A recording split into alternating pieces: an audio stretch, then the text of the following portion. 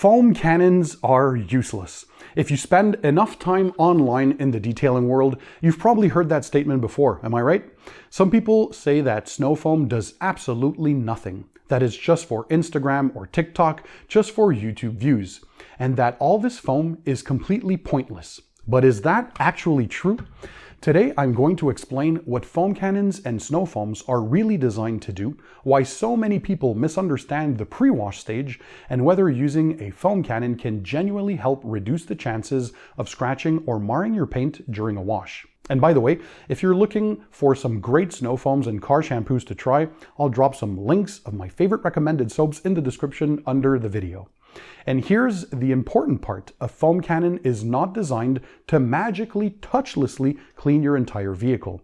That's where many people get confused. Let's break this down in a simple and scientific way. Let's go ahead and start the show.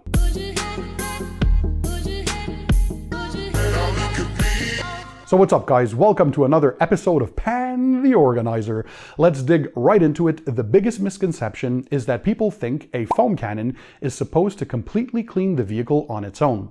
That's not its main purpose. A foam cannon is part of what we call the pre-wash stage. The goal of the pre-wash is to remove as much loose dirt, grit, dust, sand, and contamination as possible before touching the paint with your microfiber wash mitt. Why? Because dirt creates friction, and friction is what can create swirl marks and marring on your paint. So the cleaner the surface is before your contact wash, the safer your wash process becomes. Yes, rinsing with plain water already helps to remove loose dirt. A pressure washer alone is already somewhat beneficial. But snow foam adds something extra. Chemical cleaning, lubrication, and dwell time. 3 very important major factors. Snow foam works mainly because of something called surfactants. Surfactants are cleaning agents that help water become a better cleaner. What does that mean? They help loosen contamination from the surface and allow dirt and oily grime to be rinsed away more easily. Now, there are a few terms people often throw around online, so let's try and simplify them. First of all, loosen. This means weakening the bond between dirt and the painted surface. Second is lubricate. This helps reduce friction during the wash process. Third, suspend.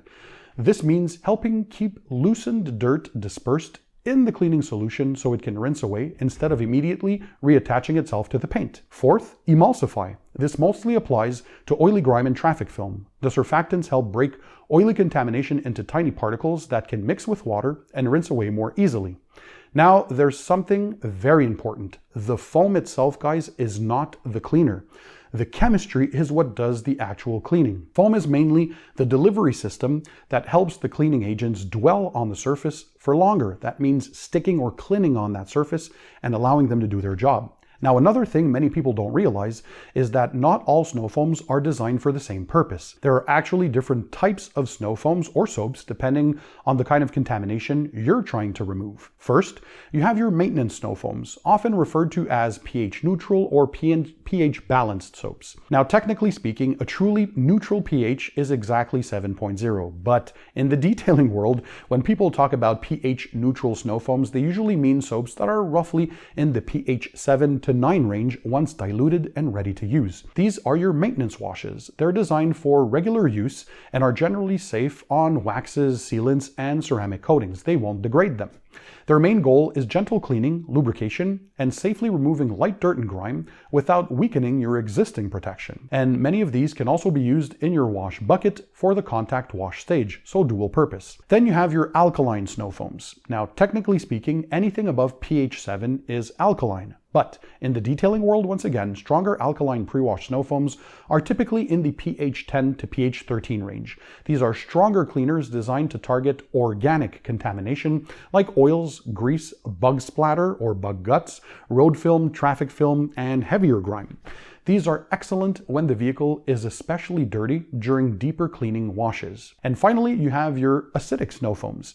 Again, technically speaking, anything below a pH of 7 is acidic. But in the detailing world, acidic decontamination soaps are typically in the pH 1 to pH 5 range. These are designed for more inorganic contamination, like your mineral deposits, water spots, road salt, limescale, and certain mineral-based contamination. These can be especially useful during your winter maintenance washes for helping to unclog ceramic coatings that have become contaminated or masked with mineral buildup over time. And this actually is the philosophy that I personally followed when developing my own Clean by Pan the Organizer shampoo lineup. For example, my Clean by Pan Shampoo V2 is designed as a maintenance shampoo for your regular washes. It offers great cleaning power while still being safe for waxes, sealants, and ceramic coatings. It has excellent lubrication, rich foam, long dwell time in a foam cannon, and it rinses very freely and easily off the surface.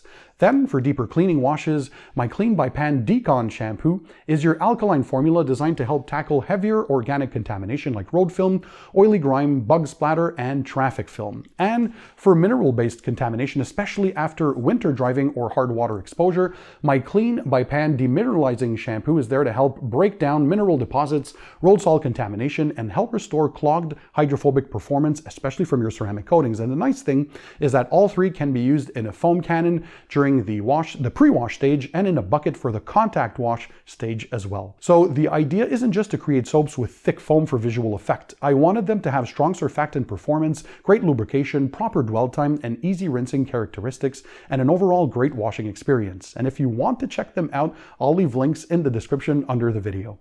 So choosing the right snow foam really depends on how dirty the vehicle is, what kind of contamination you're dealing with, and whether or not you're going to want a gentle maintenance wash or a stronger decontamination wash. And remember, the goal isn't always to use the strongest soap possible.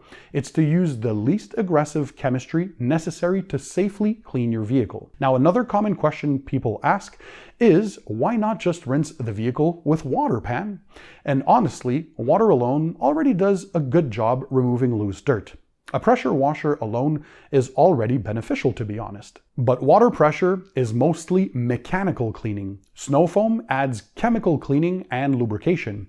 The surfactants help soften, loosen, and suspend contamination, so more of it can safely rinse away before the contact wash. Foam isn't replacing your rinse step, it's improving the pre-wash process. And no, thicker foam doesn't automatically mean better cleaning either. That's another huge myth online, guys. Some thick foams clean poorly. Some thinner foams clean extremely well. So the visual foam and the actual cleaning performance are not always the same thing. They are not directly related. Now, I also know some people watching this video might not own a pressure washer or a foam cannon setup, and that's completely fine.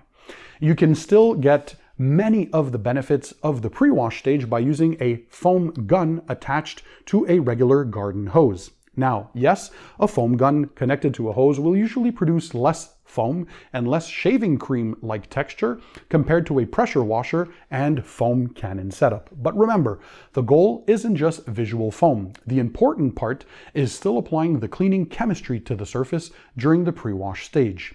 You're still adding lubrication at the end of the day, and that's important. You're still adding surfactants. You're still helping loosen and soften contamination before the contact wash. So even with a foam gun and a garden hose setup, you're still improving the wash process compared to simply rinsing with water alone. And I'll also leave a link in the description below to another video where I compare foam cannons versus foam guns if you want to learn more about the differences between both types of setups. So are foam cannons useless? Let's answer that question. In my opinion, absolutely not. But they're also not a miracle device. A foam cannon won't magically make your wash scratch-free, and it won't completely replace contact washing. What it does, though, is it helps to improve the pre-wash process by helping remove more contamination before touching the paint. Think of it like soaking dirty dishes before you start scrubbing them. You're softening and loosening contamination first to make the cleaning process much safer and easier afterward. The idea is simple. Less dirt remaining on the surface means less dirt potentially being dragged across the paint with your microfiber wash mitt. Now, let's address the part people love the most: super thick, rich foam. If you enjoy rich shaving cream-like texture, there are several factors that affect that. The first one is the foam cannon itself. Foam cannons with smaller orifices like a 1.1 millimeter can often create thicker foam because they restrict water flow more aggressively and increase aeration. But depending on your pressure washer setup, going too small can overload weaker electric pressure washers or potentially trip your circuit breakers. Second is your pressure washer. Higher GPM, gallons per minute, usually produces richer and thicker foam. So a machine producing 2.0 or 2.3 gallons per minute of water will generally create thicker foam than a smaller 1.2 or 1.3 GPM unit. Third, the snow foam itself or the soap. Not all soaps foam equally. Some are designed for maximum cleaning, others prioritize visual foam production. Fourth is the dilution ratio of that soap. Always start with the manufacturer recommendations that are on the label of the product you're using, then adjust based on your setup.